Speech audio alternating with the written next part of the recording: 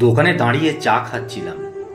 পয়সা দিয়ে ঘুরতেই দেখি পাশের ইলেকট্রিসিটি পোলটার গায়ে কি একটা লিফলেট লাগানো।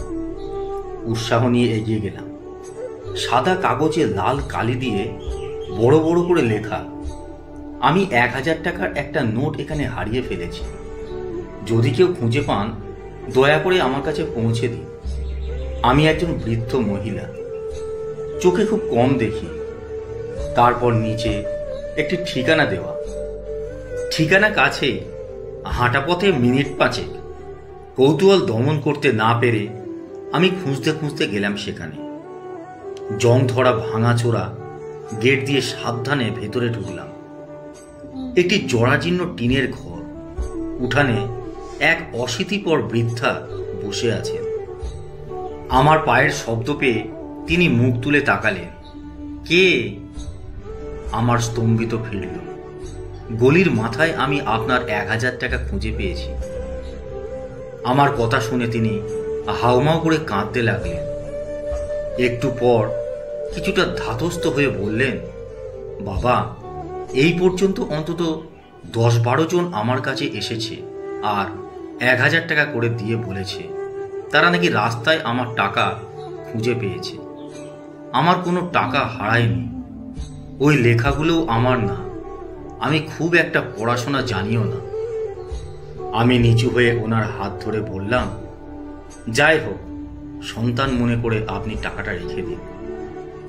এই কথা শোনার পর তিনি টাকাটা নিয়ে বললেন, বাবা, আমি খুব অসুস্থ, ভালো করে হাঁটতে চলতে পারি না, কি যে তোমাকে খেতে দিই।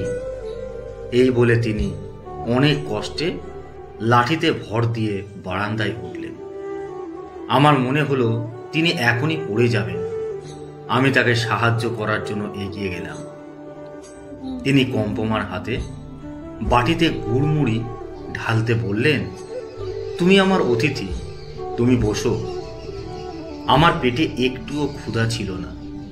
তবুও কিছুটা বৃদ্ধার আন্তরিকতায় মুগ্ধ হয়ে বাকিটা তার সাথে আরো খানিকটা গল্প করার লোভে ধীরে ধীরে গুড়মুড়ি খেতে লাগলাম।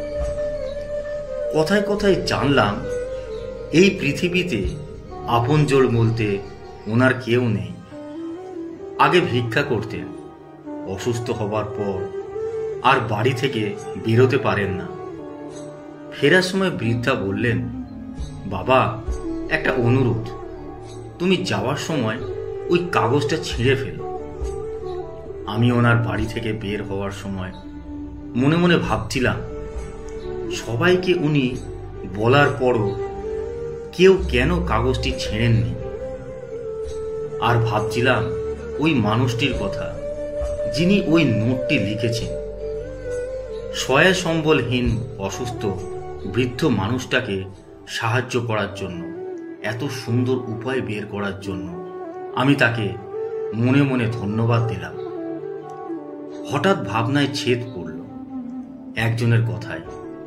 এই যে শুনছেন, 40-60 এক ভদ্রলোক আমার দিকে এগিয়ে এসে বললেন, এই ঠিকানাটা কোথায় বলতে পারেন? একটু আগে আমি রাস্তায় 1000 টাকার একটা নোট পেয়েছি, এটা আমি ফেরত দিতে চাই। ঠিকানা দেখিয়ে সামনে এগোলাম। কখন জানি আমার চোখ দুটো ভিজে উঠেছে।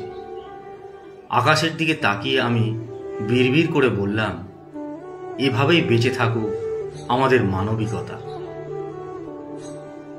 ভিডিওটি আপনাদের ভালো লাগলে অবশ্যই লাইক, কমেন্ট ও শেয়ার করতে ভুলবেন না কিন্তু।